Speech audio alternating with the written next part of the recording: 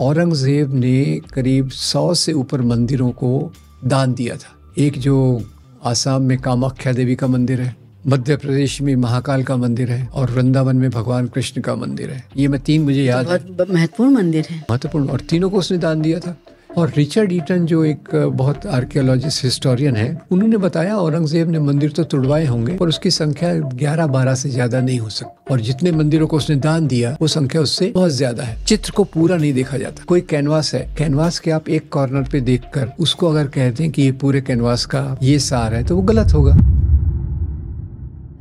वामपंथी इतिहासकारों की शिकार मैं भी हुई। मैं बहुत बुरा समझती थी औरंगजेब को। उसने बाप को कारावास दे दी, भाई को मार दिया, बहन को शायद शादी नहीं करने दिया, ऐसा कुछ था उसके बारे में।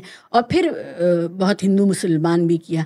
लेकिन जब अभी पिछले 2-3 साल में जब औरंगजेब पर आक्रमण शुरू हुआ तो बहुत से लोगों ने ये बताना शुरू कर दिया, हिंदू इतिहासकारों ने, कि औरंगजेब ने मंदिरों को जगह दी, बहुत सारे ऐसे धार्मिक स्थल बनवाए ये वो। तो मुझे लगा कि ये क्या है।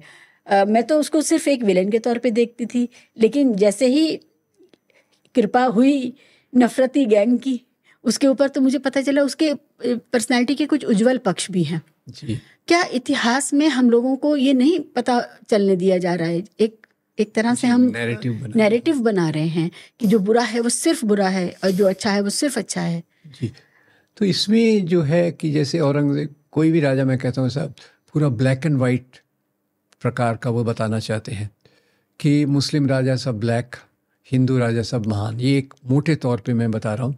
और जैसे औरंगजेब के बारे में मैंने भी पढ़ा। मैं आपको एक मज़ेदार किस्सा बताता हूँ मेरे अनुभव का। मैं शुरू में काम किया तो एक छोटी सी किताब मैंने पॉपुलर पैम्फलेट लिखा और उसमें मैंने बताया कि औरंगज़ेब ने ये डॉक्टर विशंबरनाथ पांडे पट्टाभी सीतारामैया ने जो किताब लिखी थी फेदर्स एंड स्टोन, उसमें वो वर्णन करते हैं कि काशी विश्वनाथ का मंदिर क्यों तोड़ा गया। वो मैंने उसमें लिखा था। तो एक बहुत सिंपैथेटिक मित्र थे मेरे, सहानुभूति रखते थे मेरे काम से। तो उन्होंने बोला मुझे कोई किताब पे खर्चा करना है। मैंने कहा ये छोटी सी 25-30 पेज की किताब है, पर उसमें औरंगज़ेब का वो पेज था और वो कहानी थी। उन्होंने किताब देख के रिजेक्ट कर दिया। मैंने कहा खैर कोई बात नहीं। पर मैं उस पर फिर मैंने औरंगज़ेब का गहरा देखा। अभी तो ऑड्रे टुश्के की किताब आई है, बेहतरीन है। और अब जैसे भाइयों को मारना तो कोई बड़ी बात थी नहीं। आपको बताता हूँ कि मुग़ल शासकों में सबकी तारीफ़ करो, बुराई करो, जो भी है, पर औरंगज़ेब के दरबार में हिंदू अधिकारियों की संख्या सबसे ज़्यादा थी। ये प्रोफेसर अतहर अली की किताब जो है the administration of Mughal Kings, उसमें उन्होंने बताया कि औरंगज़ेब के दरबार में सबसे ज़्यादा थे। और जैसे मैं आपको भी बताया कि शिवाजी महाराज के ख़िलाफ़ जो आया, जैसे कहते हैं औरंगज़ेब और शिवाजी की लड़ाई हुई। अरे औरंगज़ेब और शिवाजी कभी सामने मैदान में आए नहीं। इस तरफ जय सिंह थे, इस तरफ शिवाजी महाराज थे। तो ये, और औरंगज़ेब की जो मैं दूसरी किताब बता रहा था आपको, ये राजकमल ने छापी भी थी। औरंगज़ेब ने करीब 100 से ऊपर मंदिरों को दान दिया था। एक जो आसाम में कामाख्या देवी का मंदिर है, मध्य प्रदेश में महाकाल का मंदिर है और वृंदावन में भगवान कृष्ण का मंदिर है। ये मैं 3 मुझे याद है। बहुत महत्वपूर्ण मंदिर है। महत्वपूर्ण, और तीनों को उसने दान दिया था। इसके अलावा उसने डॉक्टर विशंबरनाथ पांडे ने क्या किया, उत्तर भारत के बहुत सारे मंदिरों के पुजारियों के पास उन्होंने रिसर्चर्स को भेजा और उनके पास औरंगज़ेब द्वारा दिए गए जो फरमान थे वो उन्होंने जमा किया।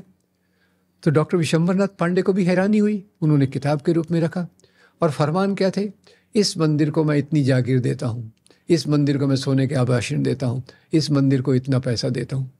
हैरानी की बात है, 100 से ऊपर मंदिरों के बारे में फरमान है। और रिचर्ड ईटन जो एक बहुत आर्कियोलॉजिस्ट हिस्टोरियन है, पुरातत्ववेत्ता और इतिहासकार हैं, उन्होंने बताया औरंगज़ेब ने मंदिर तो तुड़वाए होंगे पर उसकी संख्या 11-12 से ज़्यादा नहीं हो सकती, और जितने मंदिरों को उसने दान दिया वो संख्या उससे बहुत ज़्यादा है। तो वहाँ से औरंगज़ेब में जो एक कुशल प्रशासक था, और आपको बता दूं कि उस समय भारत का जीडीपी दुनिया के जीडीपी का 25% हो गया था, और जब अंग्रेज़ भारत को छोड़ गए तो ये जीडीपी 4% पे आ गया। तो शासन किसका था, हम किसके गुलाम थे, ये इसी के साथ साथ मैं आपको बता दूं कि अभी तो हमारी वो बड़ी बड़ी एक्टर है ना, एक दूसरा भी उसमें जुड़ गया है कि हमको सच्ची आज़ादी 2014 के बाद मिली। अब आज़ादी किसको बोलते हैं? आज़ादी मेरे ख्याल से उसको बोलते हैं जब देश का प्रशासन बाहर से चलता हो, जब देश की संपत्ति लूट के बाहर ले जाई जाती हो। अब जो भी पूरा मुगल वंश और वो है, यहीं मरे, यहीं जिए, यहीं ऐश किया और संघर्ष किया और इसी मिट्टी में खाक हो गए। हिंदू महिलाओं से, बेटियों से शादी की और उन्हीं से बच्चे पैदा किए, वही राजा बने, वही राजा बने। तो ये सब चीज़ें, तो ये जो अभी नए नए हमारे एक्टर बहुत पॉपुलर हो रहे हैं कि सो कॉल्ड आज़ादी 1947 में मिली, अब 2014 के बाद हिंदू पहचान के कारण पहली बार हमको आज़ादी मिल रही है। ये एक इस प्रकार का नैरेटिव है जिसमें चित्र को पूरा नहीं देखा जाता। कोई कैनवास है, कैनवास के आप एक कॉर्नर पे देखकर उसको अगर कहते हैं कि ये पूरे कैनवास का ये सार है तो वो गलत होगा। तो ठीक है, वो आक्रांता विदेश से आए, पर उस समय बताइए शिवाजी, देश विदेश क्या था? मैं राजा हूँ, मैं तो देखूंगा अफगानिस्तान पे कब्जा कर लूँ, श्रीलंका पे कब्जा कर लूँ। उस समय कोई ऐसा यूनाइटेड नेशंस का चार्टर नहीं था कि आपकी देश की बाउंड्रीज उस समय डिफाइंड है, बदलती नहीं है देश की बाउंड्रीज। तो उस समय किसी को विदेशी कहना, किसी को देशी कहना। अब आर्य सेंट्रल एशिया से आए थे, अभी तो अप्रूव हो गया है पूरा, तो हम उस समय जाएंगे क्या? भारत की नागरिकता 1947 से चालू होती है, उसके पहले का जो है उसके आधार पे देशी विदेशी, बाहर से आए अंदर से आए, ये कहना गलत है। अब उसी के संदर्भ में ये भी आ जाता है कि इस्लाम और क्रिश्चियनिटी विदेशी धर्म है। अब मेरा तो जो धर्म है, अब देश विदेश उसमें कहाँ आता है? धर्म कोई देश विदेश के आधार पे नहीं बनते, वो तो पूरी मानवता के हैं, पूरी दुनिया भर में फैलते हैं। आज आप दुनिया में देखिए, कितने देशों में मैं भी गया हूँ, वहाँ कई हिंदुओं के घर रहा हूँ। जापान में, जापान का जो टोक्यो में सबसे बड़ा वहाँ हिंदू एसोसिएशन है, उसका जो पैट्रन है वो एक ज्वेलर है। अब ऐसा देखिए तो ये जापान कहाँ है? और अमेरिका में आज कितने हिंदू हैं? तो यानी it's a big community. Canada में कितने सिख हैं? और लंदन में तो जो मेयर पिछले सालों से बना रहता है वो एक मुस्लिम है।